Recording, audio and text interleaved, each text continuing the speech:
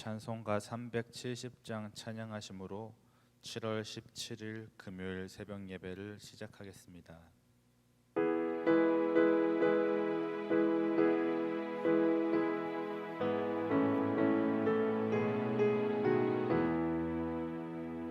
주 안에 있는 나에게 딴 근심이 있으랴.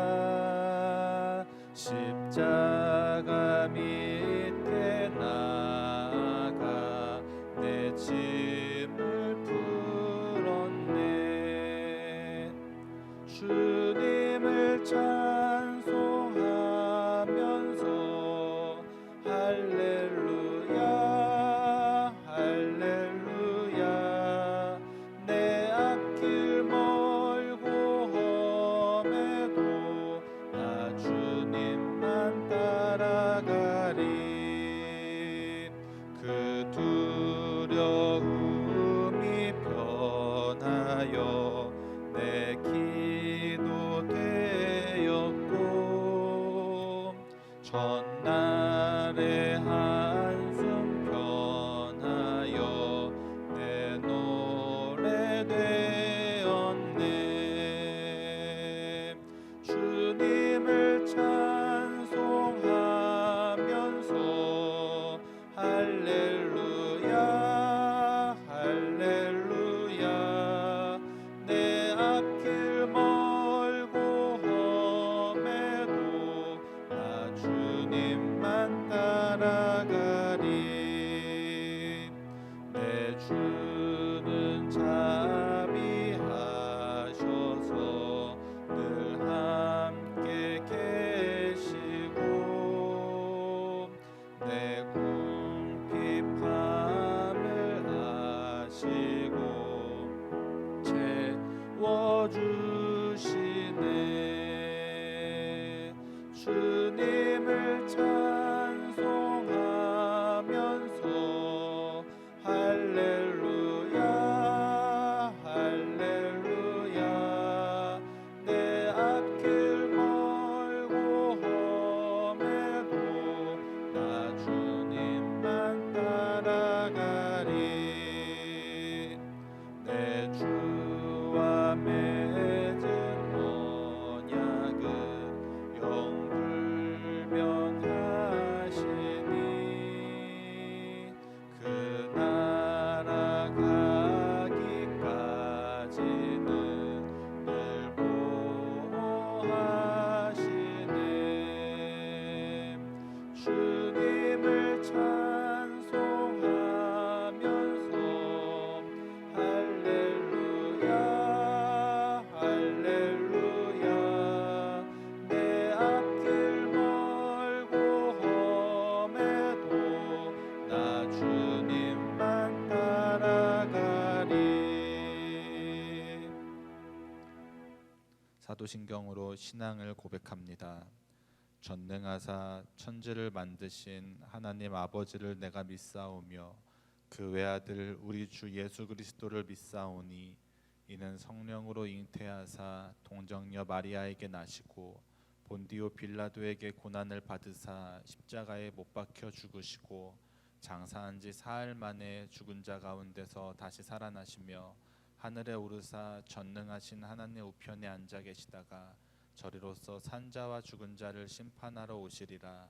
성령을 믿사오며 거룩한 공예와 성도가 서로 교통하는 것과 죄를 사하여 주시는 것과 몸이 다시 사는 것과 영원히 사는 것을 믿사옵나이다.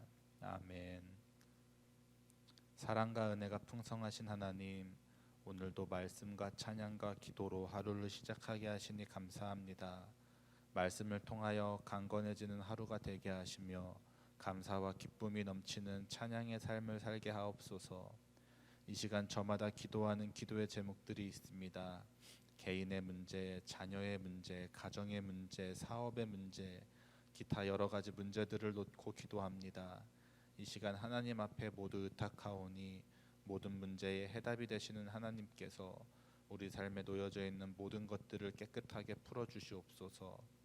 오늘 하루를 살아갈 때 주님의 뜻을 생각하고 주님의 모습을 생각함으로 주님의 모습을 닮아가는 하루가 되게 하옵소서.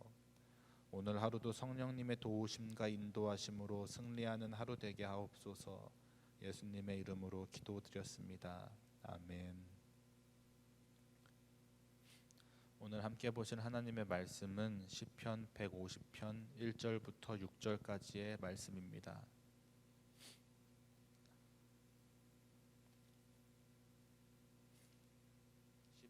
시편 150편 1절부터 6절까지의 말씀입니다.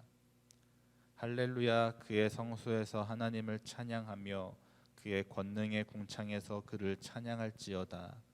그의 능하신 행동을 찬양하며 그의 지극히 위대하심을 따라 찬양할지어다. 나팔 소리로 찬양하며 비파와 수금으로 찬양할지어다. 소고치며 춤추어 찬양하며 현악과 통소로 찬양할지어다. 큰 소리 나는 재금으로 찬양하며 높은 소리 나는 재금으로 찬양할지어다. 호흡이 있는 자마다 여호와를 찬양할지어다. 할렐루야. 아멘. 오늘 시편 150편은 시편의 전체를 마무리하는 시입니다. 그리고 이는 우리가 전심을 다해 하나님을 찬양해야 함을 권면하는 또 감사의 시입니다. 시편 1편과 대조를 이룹니다. 시편 1편이 여호와의 언약 안에서 율법을 묵상하며 그 말씀에 순종할 것을 잔잔하고 엄숙하게 가르친다면, 오늘 본문은 전 우주적으로 하나님을 향해 열정과 기쁨을 가지고 찬양해야 함을 이야기하고 있습니다. 오늘 이 본문을 통해 우리에게 주시는 하나님의 은혜의 말씀을 함께 나누도록 하겠습니다. 서두에서 말씀드렸듯이 오늘 본문은 시편의 전체를 마무리하는 본문입니다.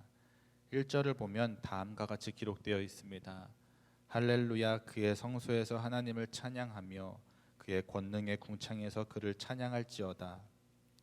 성소가 지상의 것이라면 궁창은 하늘의 것으로서 성소와 궁창이 합하여 땅과 하늘에서 하나님을 찬양하라는 요청이 됩니다. 궁창은 하나님의 권능을 드러내는 곳이며 정사와 권세, 보좌 등의 영적 세력들의 거처입니다. 이렇게 보면 시인은 궁창에서도 찬양하라는 것은 천사들에게도 찬양을 요청하고 있는 것입니다. 이는 전 우주적인 찬양을 이야기하는 것입니다. 시인은 시편의 기나긴 여정을 마무리하면서 모든 백성에게 여호와를 찬양하라고 권면합니다. 나팔과 비파와 수금을 불고 소고를 치며 하나님을 향해 춤추며 찬양하는 무용단과 현악과 퉁소와 재금으로 구성된 웅장한 오케스트라로 하나님을 찬양할 것을 권면하고 있습니다. 그리고 마지막 6절에서는 호흡이 있는 자마다 하나님을 찬양할 것을 권면하고 있습니다. 이는 세상에 살아있는 모든 만물들은 여호와를 찬양해야 함을 의미하는 것입니다. 오늘 본문은 6절밖에 되지 않지만 13번이나 하나님을 찬양해야 함을 권면하고 있습니다. 그만큼 하나님의 백성된 우리에게 하나님을 찬양하는 찬양의 삶을 살아가는 것이 얼마나 중요하며 우리가 반드시 해야 할 일임을 강조하고 있는 것입니다. 누가복음 19장에 예수님께서 나귀를 타고 예루살렘에 입성하실 때에 많은 백성들이 나와서 종려나무 가지를 흔들며 예수님의 입성을 찬양했습니다. 그 광경을 보던 바리새인들이 예수님께 나와 그 찬양을 멈추게 해달라고 요청합니다. 그러자 예수님께서 누가복음 19장 40절에서 이렇게 말씀하십니다. 만일 이 사람들이 잠잠하면 돌들이 소리 지르리라. 이 말씀은 하나님을 향한 찬양이 멈추어서는 안 된다는 것을 말합니다. 하나님께서 우리를 창조하신 첫 번째 이유는 바로 하나님을 찬양하게 하기 위해서입니다. 그런데 우리가 하나님을 찬양하는 그 사명을 감당하지 못한다면 하나님께서는 돌들을 통해서라도 찬양을 받으실 것이라는 것을 말씀하신 것입니다. 따라서 우리는 하나님을 찬양할 수 있는 모든 방법으로 하나님을 찬양하고 하나님의 이름을 높이어야 합니다. 찬양은 우리 모두에게 주어진 거룩한 사명입니다. 이 세상에서 찬양의 사명을 다하고 하나님 앞에 나아가는 그날까지 하나님의 이름만을 영원히 찬양하며 송축하는 성도님들이 되시기를 바랍니다. 마지막 절을 보면 호흡이 있는 자마다 여호와를 찬양할지어다 라고 권면합니다. 생명이 있다면 하나님을 찬양해야 한다고 이야기하는 것입니다. 이 말의 의미는 하나님께서 우리에게 생명을 주신 분이라는 신앙의 고백이며, 우리가 생명을 가지고 사는 이유가 바로 하나님께 있음을 고백하는 것입니다. 인간은 호흡함으로 그 생명을 유지합니다. 그리고 존재합니다. 그러나 우리 그리스도인은 하나님을 찬양함으로 존재하는 것입니다. 하나님을 향한 찬양이 없는 인생은 살아도 사는 존재가 아닙니다. 하나님을 찬양할 때 비로소 우리는 진정 살아있는 생명이 되며, 그 호흡은 호흡으로서의 가치가 있는 것입니다. 찬양은 앞서 설명한 것처럼 우리의 호흡을 다해, 또 마음과 뜻을 다해, 정성을 다해 우리의 목소리로 찬양을 올립니다. 그러나 이제 실천적인 측면에서 찬양을 생각해 보며 말씀을 마무리하겠습니다. 찬양은 우리가 하나님을 높이는 것입니다. 그리고 하나님을 자랑하는 것입니다. 그리스도인들이 자주 사용하는 말 가운데 하나는 찬양의 삶을 살아야 한다는 것입니다.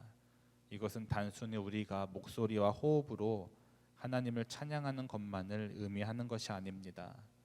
우리가 우리의 삶의 모습으로 하나님을 찬양한다는 것은 내 삶의 모습이 하나님만을 높이는 겸손함이 묻어나는 삶이어야 하며, 하나님의 구원의 은혜로 인해 죄 사함을 받고 구원받은 삶을 살고 있음을 세상의 사람들에게 자랑하는 것, 즉 복음의 전함이 있어야 합니다. 바라기는 하나님을 향한 찬양이 멈추지 않고 삶 속에서 늘 감사와 기쁨의 찬양이 끊이지 않는 성도님들이 되시기를 바랍니다. 그리고 구원받은 은혜에 감사하며 그 구원의 은혜와 사랑을 하나님을 알지 못하는 주변의 사람들에게 늘 자랑하는 찬양의 삶을 사시기를 바랍니다. 또 마지막으로 온유하고 겸손한 그리스도인의 모습을 통해 하나님을 높이는 찬양의 삶을 사는 성도님들이 되시기를 바랍니다. 우리 찬송가 370장 함께 찬양하시고 기도하겠습니다.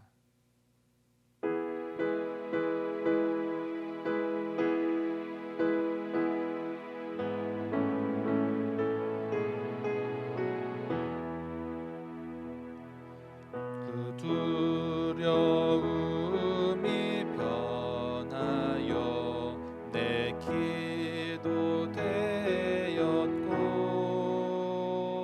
전날의 한숨 변하여 내 노래 되었네.